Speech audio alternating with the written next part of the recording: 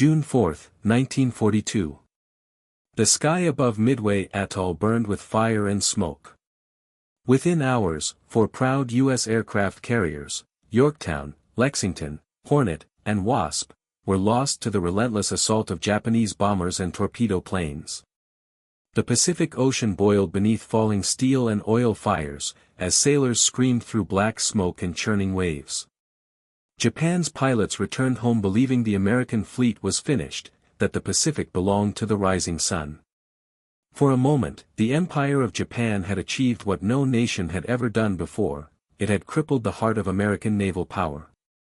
But beneath the chaos, something stirred inside U.S. naval intelligence rooms, a vow born not from revenge, but from cold, calculated resolve. Washington's engineers, factory managers, and shipwrights worked in silence, shielded by the secrecy of war. They didn't build one carrier to replace the fallen. They built an armada. What began as despair in the waters of Midway became the foundation of an industrial miracle. By the summer of 1943, across the East Coast shipyards of Newport News, Brooklyn, and Portsmouth, a new sound echoed, not gunfire, but hammers, rivets, and the roar of turbines being tested for the first time. The Essex-Class carriers, each larger and deadlier than any before, rose from dry docks like steel titans. Each could carry 90 planes, sail across oceans for months, and launch strikes that could turn entire islands into ruins. They weren't just ships, they were floating fortresses, born from the ashes of defeat. In Japan, intelligence officers intercepted rumors of a new class of American carrier but dismissed them as impossible. Their admirals believed U.S. industry couldn't recover so quickly, not under constant Pacific warfare. Yet even as Tokyo celebrated the victory at Midway, American factories were already months into construction. The Essex ships were being built faster than Japan could sink them, a feat of engineering and secrecy that changed the course of naval warfare. The Pacific balance was shifting, silently, invisibly. In the heart of 1942's darkest months, America's shipyards had become the true battlefield, and every rivet driven into steel was an act of defiance. The war had moved beyond dogfights and torpedoes, it had become a war of endurance, a war of creation against destruction. And the world had yet to see what was coming. By early 1943, deep within America's coastal shipyards, the air trembled with the rhythm of machinery. Sparks flew from welding torches like molten stars as men and women worked side by side, day and night, without pause. The blueprints they followed were stamped, Project Essex, a classified naval directive ordered by Admiral Ernest King himself. Each line, each curve of steel, had been refined through the bloody lessons of Midway. The Essex-Class wasn't just another carrier, it was a war machine born from loss, engineered for vengeance, and built for speed, capacity, and power. Inside the massive hangar decks, assembly lines moved with inhuman precision. Engines for Hellcats and Avengers were tested until their roar echoed like thunder across the docks. The workers, many of whom had lost brothers or sons in the Pacific, never saw a battle themselves, but their sweat became ammunition. They built ships faster than any naval power in history, a feat Japan could scarcely imagine. One Essex-class carrier took nearly 3 years to plan but less than a year to construct once America's wartime industry reached full capacity. These carriers were unlike anything the world had ever seen. The Japanese Zuikaku and Shokaku, once the pride of the Imperial Navy, were suddenly obsolete. The Essex ships carried thicker armor, faster elevators, and flight decks reinforced to withstand near-constant air operations. Below the decks lay labyrinths of machine shops, radar rooms, and ready rooms humming with electric light, a floating city where 3,000 men would live, fight, and die. Every screw and bolt symbolized a nation's determination to never again be caught unprepared. Few outside of top military circles knew the true scale of what was unfolding. The War Production Board had cloaked the Essex program under layers of secrecy, disguising the number of active ships, even from Congress. Naval dispatches used code names, Project Victory, to conceal progress from enemy intelligence. To the outside world, America's carriers had vanished at Midway. But in reality, 14 Essex-Class ships were being forged in silence, their construction guarded by armed military police, their blueprints sealed behind locked vault doors. By the end of 1943, smoke rose from the shipyards like silent beacons of defiance. The tide was turning not on the waves, but in the furnaces and foundries of a nation that refused to die. The Essex-Class wasn't just America's answer to defeat, it was the instrument through which the Pacific would burn. Spring, 1944. The Pacific Ocean no longer belonged to Japan.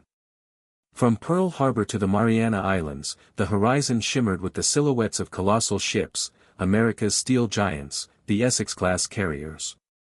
One by one, they emerged from mist and sea spray like ghosts of vengeance.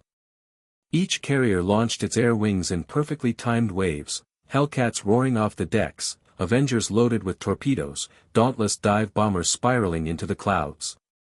Beneath the calm voice of deck officers and the rhythm of the signal flags, a new kind of war unfolded, one fought through the sky, dictated by logistics, and orchestrated through industrial might. The Essex-Class ships were the beating heart of this transformation. Their design was deceptively simple yet brutally effective. Dual hangar decks allowed for continuous air operations. Catapults launched planes faster than any Japanese carrier could match. Damage control teams were trained to respond within seconds of an attack, drills practiced day and night until every man moved as though guided by instinct. The lessons of Coral Sea and Midway were etched into the metal itself. Even the positioning of ammunition elevators was reimagined to prevent the catastrophic explosions that had once doomed carriers like the Lexington. In Tokyo, confusion rippled through the ranks of the Imperial Navy's high command.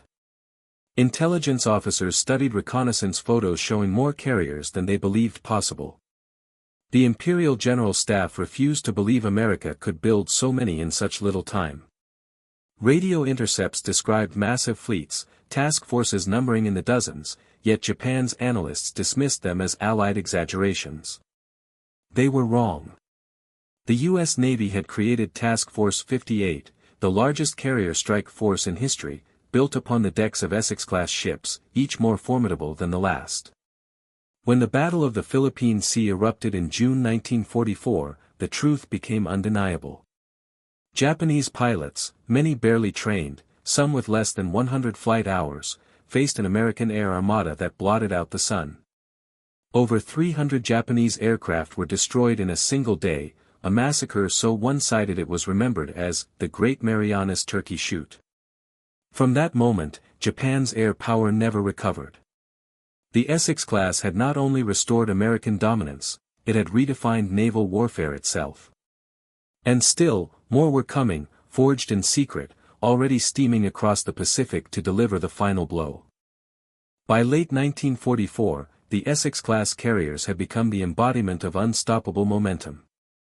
From their decks, hundreds of aircraft launched in rotating waves, painting the sky with contrails and flame. The Pacific theater had turned into an industrial storm, one Japan could no longer contain. Where once the Imperial Navy dictated the tempo of war, now it merely reacted, stumbling from one defeat to another. Every island fortress Japan had built, from Truk to Saipan, from Iwo Jima to Okinawa, was systematically erased under the shadow of American air superiority. And every strike began from the flight decks of the Essex-Class. The carriers operated like living machines, each man a cog in a relentless mechanism of war. Below decks, engineers labored in the heat of engine rooms where the temperature exceeded 110 degrees. Above, flight crews in oil-stained uniforms fueled, armed, and launched aircraft with mathematical precision. Radar operators tracked enemy signals through the static, decoding Japan's final desperate maneuvers. Pilots, hardened by endless missions, slept beside their planes, their faces smudged with soot and salt. On some days, flight operations lasted 18 hours without rest. The ocean reeked of oil, cordite, and burned rubber, the perfume of total war. Japan's remaining admirals clung to a fading belief, that if they could destroy even a few of the Essex-Class carriers, they might force negotiations. To that end, they unleashed the most desperate weapon of all, the kamikaze. Young men, barely trained, were ordered to turn their aircraft into guided missiles, slamming into American decks with explosive fury. The attacks shocked the U.S. Navy. Fireballs engulfed the flight decks of carriers like the Franklin, the Bunker Hill, and the Ticonderoga. Hundreds of sailors were killed in seconds. Yet, even as explosions tore through steel, the Essex-Class refused to die. Firefighting crews, drilled beyond human endurance, contained the infernos within minutes. Damage control systems, reinforced bulkheads, and disciplined crew coordination kept the ships afloat. Each attack that should have ended them only proved their resilience. Japan's pilots gave their lives against targets that simply would not sink. In Tokyo's war rooms, reports grew grim. Kamikazes were expended faster than new pilots could be trained, and the carriers they struck returned to battle within weeks. The Empire's tide had turned. The Essex-Class had become more than ships, they were symbols of inevitability, the machinery of a nation that had mastered the art of endurance. As 1945 dawned, the Pacific had become an American sea. The Essex-Class carriers no longer fought for survival, they fought for annihilation. Their air groups pounded Japan's homeland industries, rail networks, and coastal defenses in waves that never seemed to end. From Tokyo Bay to the inland sea, the thunder of engines echoed day and night, shaking the earth itself. For the first time, Japanese civilians could look up and see what their government had long denied: the war was lost. The rising sun had been eclipsed by the black silhouettes of American aircraft. Each Essex-Class carrier operated as a kingdom of precision and control. In combat information centers, windowless rooms filled with glowing radar screens and crackling radios, officers coordinated strikes with cold efficiency. Reports flowed through coded transmissions, targeting refineries, airfields, and shipyards. The level of coordination was something no navy in history had achieved before. A single carrier task force could launch hundreds of aircraft within minutes, track their movements hundreds of miles away, and recall survivors through storm, smoke, or nightfall. It was mechanical, methodical devastation, the kind that only industrial power could sustain. Meanwhile, on the Japanese side, the silence grew heavier. The Imperial Navy, once the pride of Asia, was now a shadow. Most of its carriers lay at the bottom of the ocean: Kaga, Akagi, Soryu, Hiryu, all gone. The few that remained had no planes to launch and no fuel to sail. Pilots who once trained for years now learned in weeks. The Empire's vast network of island outposts had been cut off, their garrisons abandoned or starving. Japanese officers recorded their final reports in trembling handwriting, noting the sound of American bombers overhead as they wrote. In February 1945, as U.S. Marines prepared to invade Iwo Jima, 9 Essex-Class carriers formed the spearhead of the assault. For 72 hours, their planes bombarded the island without pause, reducing it to volcanic rubble. Japanese soldiers described the bombardment as the sound of the end of the world. In the skies above, the stars and stripes ruled unchallenged. The battle for dominance had been decided not by the bravest pilot or sharpest admiral, but by the relentless hum of American industry, by the ships that refused to die, and the will that refused to break. In the final months of the Pacific War, the Essex-Class carriers became more than weapons, they became floating monuments to the triumph of mass production and human endurance. Anchored in the vast blue expanse between Okinawa and the Japanese mainland, their decks were crowded with rows of fighters and bombers glinting beneath the harsh sunlight. From dawn until midnight, the roar of engines filled the air, and the ocean trembled under the rhythm of takeoffs and landings. Each mission carried the same grim purpose: dismantle Japan's ability to fight, one burning city at a time. Beneath the calm professionalism of the carrier crews lay exhaustion and unspoken trauma. Men slept between raids, their uniforms stiff with salt and sweat. They lived with the constant stench of aviation fuel and scorched metal. When planes didn't return, the empty spots on the flight deck became silent memorials. The chaplain's voice echoed through the hangar during brief ceremonies, a few words, a folded flag, and then another launch order came through. There was no time to mourn. The war machine moved on, indifferent to human grief. By mid-1945, the Essex fleet encircled Japan like a steel noose. Their planes struck the industrial cities of Kobe, Osaka, and Nagoya, reducing them to skeletons of concrete and ash. Anti-aircraft fire clawed at the skies, but it was futile. Japan had nothing left to give. Even Emperor Hirohito's advisors began to speak of the inevitable collapse.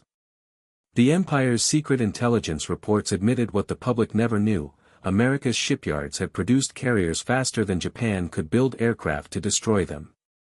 The industrial imbalance had become absolute, and every bomb dropped from an Essex aircraft was a message written in steel. The future had already been decided. Yet amid the destruction, a haunting irony emerged.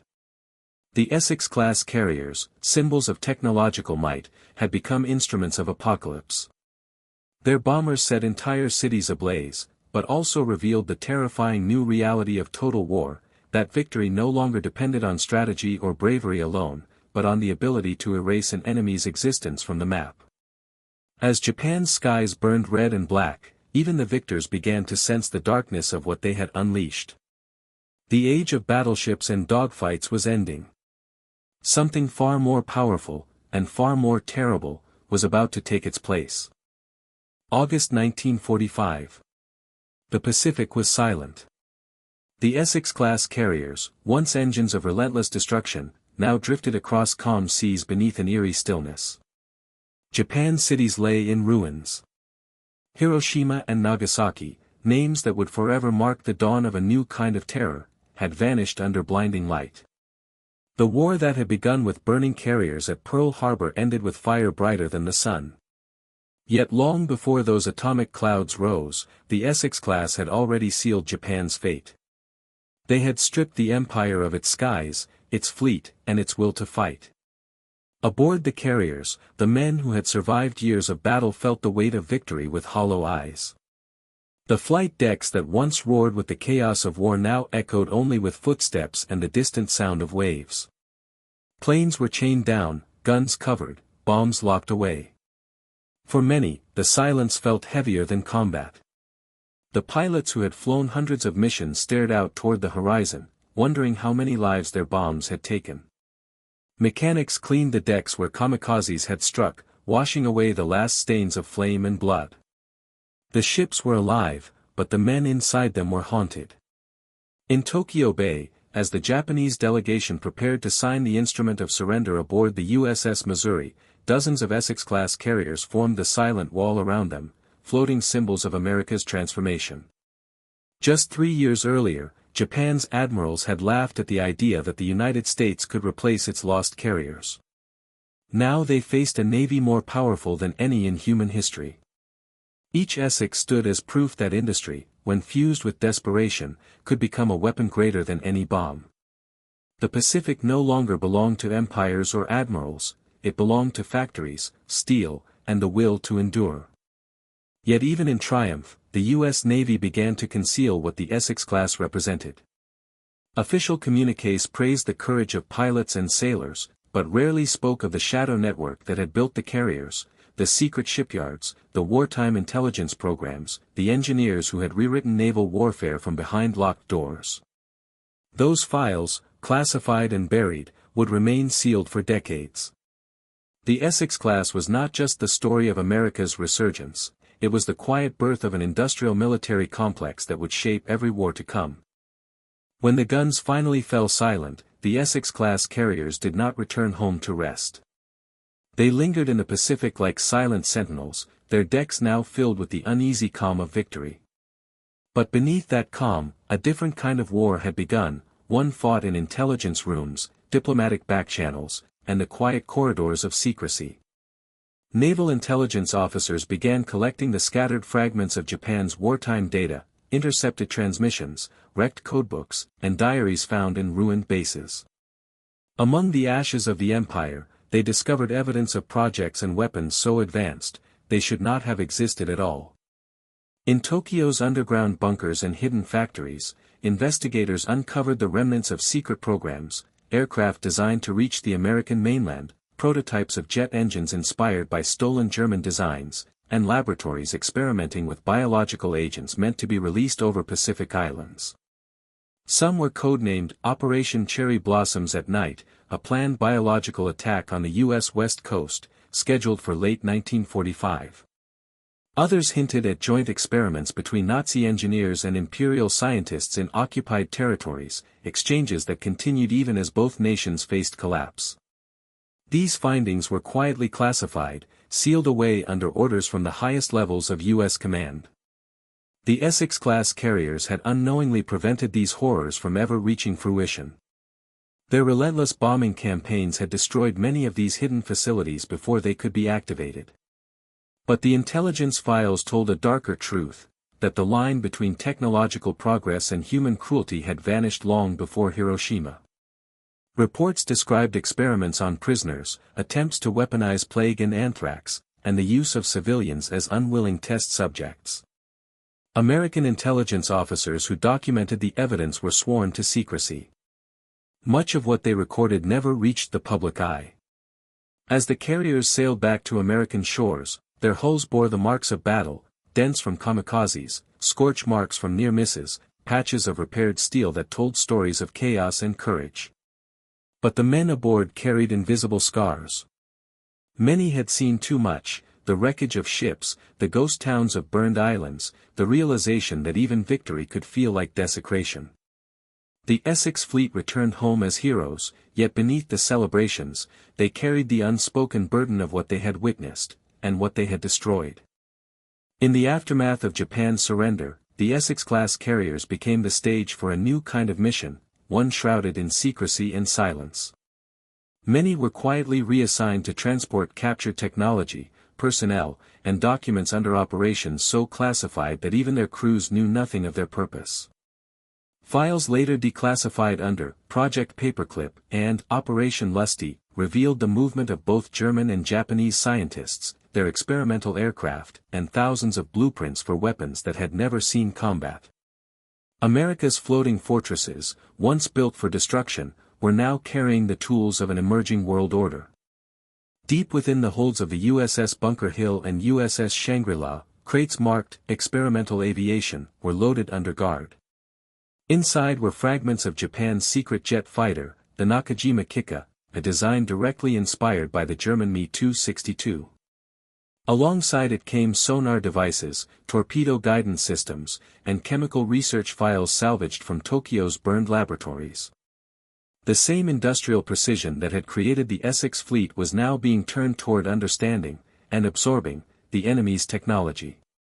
The U.S. Navy and Army Air Forces dissected every discovery, integrating the data into new prototypes that would define post-war warfare. But amid the flow of technology, something darker slipped through the cracks.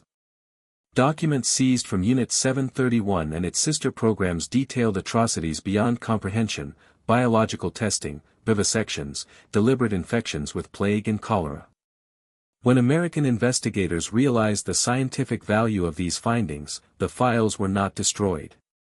Instead, many were quietly transferred to U.S. research institutions under classified agreements. In exchange for their cooperation, the responsible Japanese scientists were spared prosecution. The truth of what they had done was buried beneath national security classifications, protected from public knowledge for decades. On the decks of the Essex-Class carriers, sailors cheered their return to American ports, unaware of the cargo hidden beneath them, blueprints, files, and human knowledge extracted from the wreckage of empire. The ships themselves, symbols of victory, became instruments of a transition that few could understand at the time. The world had entered a new age, one in which the boundaries between science, morality, and warfare blurred forever. The Essex-Class had helped end one war but had also delivered the foundations for the next, an invisible conflict already taking shape beneath the surface of peace. As 1946 unfolded, the Essex-Class carriers found themselves repurposed not for battle, but for dominance in a different arena, the quiet, watchful beginnings of the Cold War. The oceans they once ruled with bombs and fire now became frontiers of intelligence, deterrence, and silent standoffs. Carriers like the USS Intrepid and USS Yorktown were fitted with new radar systems, reconnaissance aircraft, and communication equipment designed for surveillance rather than combat. Their purpose had changed, but their presence still carried the same message: America's reach was now global, and no empire could rise unseen again. In hidden naval archives, intelligence officers studied the captured wartime records from both Axis powers. They discovered a chilling parallel: the obsession with technological supremacy. Japan had sought the perfect carrier aircraft, Germany the perfect rocket, and both had failed only because they lacked the means to produce them in scale. The United States had both the knowledge and the industry, and the Essex-Class carriers were its living proof. What had once been a fleet of vengeance now stood as the cornerstone of an empire built not from conquest, but from capacity, the ability to outbuild, outthink, and outlast any rival on Earth. But there were secrets even the public triumph could not conceal. In 1947, internal Navy reports documented mysterious radiation experiments conducted aboard several carriers during post-war testing phases. Scientists studying the effects of atomic exposure on ship materials had begun using small, controlled detonations near decommissioned vessels. The results were alarming: steel warped, paint blistered, and deck crews exposed to levels of radiation that were never fully disclosed. These tests, precursors to later nuclear readiness programs, were hidden under layers of bureaucracy. Officially, they were structural durability studies. Unofficially, they marked the birth of nuclear naval strategy. The men who once fought under open skies now served in a war of silence, their missions classified, their purpose obscured.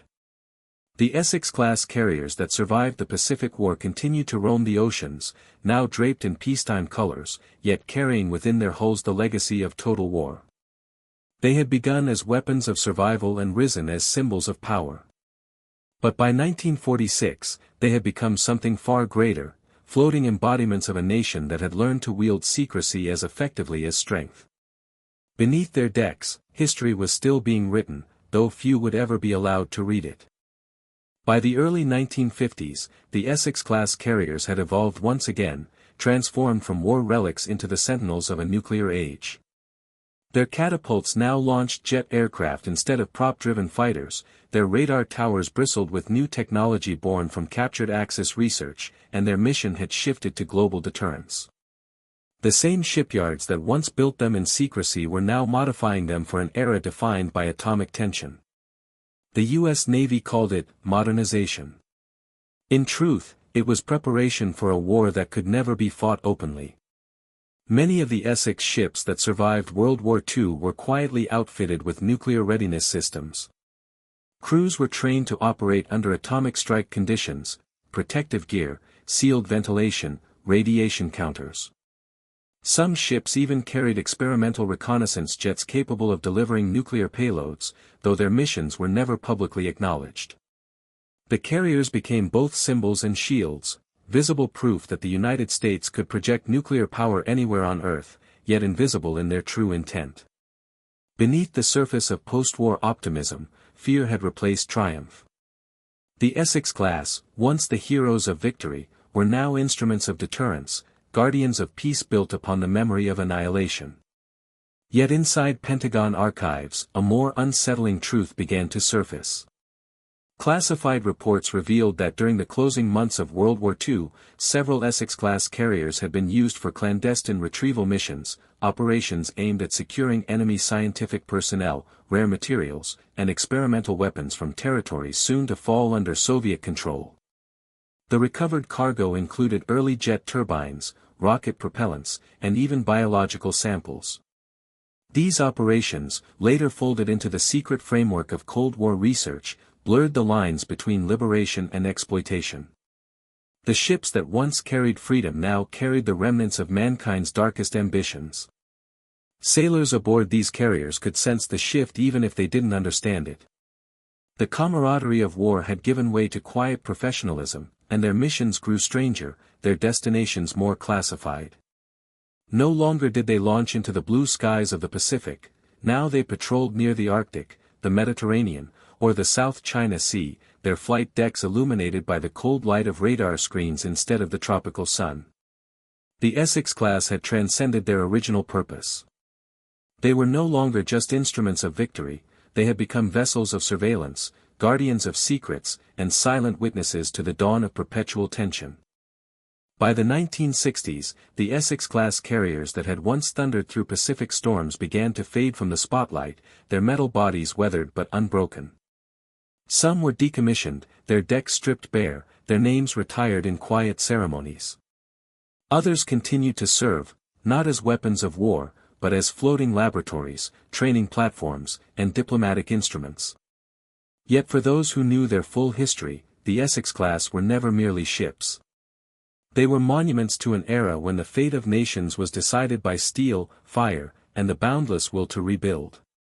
In naval museums today, visitors walk their decks unaware of the ghosts beneath their feet, the whispers of sailors lost in the Pacific, the secret missions sealed in classified files, the buried alliances that shaped the modern world.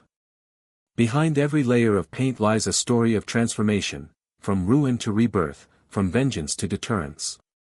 The Essex-Class had risen from the ashes of defeat in 1942 to become the foundation of American supremacy at sea, proving that the greatest weapon of war was not the bomb, nor the gun, but the power to outproduce and outlast. But their legacy carries a shadow. For all their triumph, the Essex-Class carriers also marked the beginning of something irreversible, the era of permanent war readiness. Their construction had proven that industrialized warfare could be sustained indefinitely, that victory could be engineered. It was this realization that fed the Cold War machine, transforming wartime urgency into peacetime policy. The factories that once built carriers now built missiles, the intelligence offices that once tracked Japan now watched the world. The lessons of Midway and Okinawa had evolved into doctrines of deterrence, surveillance, and global reach.